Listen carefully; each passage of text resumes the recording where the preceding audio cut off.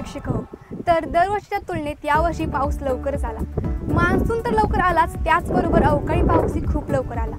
म्हणजे मेच्या शेवटच्या आठवड्यात येणारा पाऊस हा यावेळेस 10 मे पासून सातत्याने पडत आहे। त्याचा परिणाम महाराष्ट्रातील शेतकऱ्यांवर व ग्रामीण जीवनावर कसा झाला हे जाणून घेण्यासाठी आपण सांगोला तालुक्यातील म्हणजे जे की बागा शेतीसाठी अगदी प्रसिद्ध आहे तेथे जुजारपूर या गावामध्ये आलेला आहोत।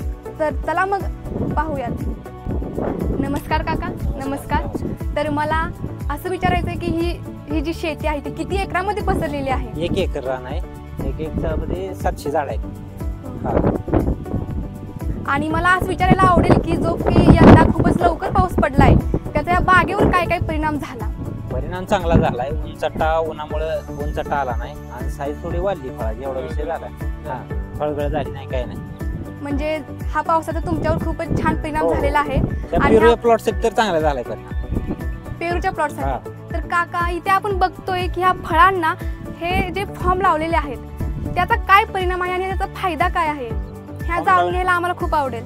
फॉर्म मुळे काय होते, आत फळाला शायनिंग येते, पूर्ण ग्लिचिंग राहते आणि फॉर्म मुळे आपला माल बाहेर जातो, बाहेरच्या देशात जातो आणि हा असा माल घासून काळा पडतो, त्यामुळे फॉर्म लावला जातो आणि वरने पिशवी येते, आतल्यात पाणी सुटून त्याला ग्लिचिंग यासाठी पिशवी, बाकी काय नाही। तर हे फॉर्म जे आहेत याचं उत्पादन कुठे होतं आणि तुम्ही कुठून घेता असं काय? शेतात जागोजाग फॅक्टरी झालेत।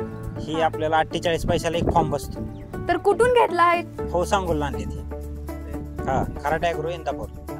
धन्यवाद काका।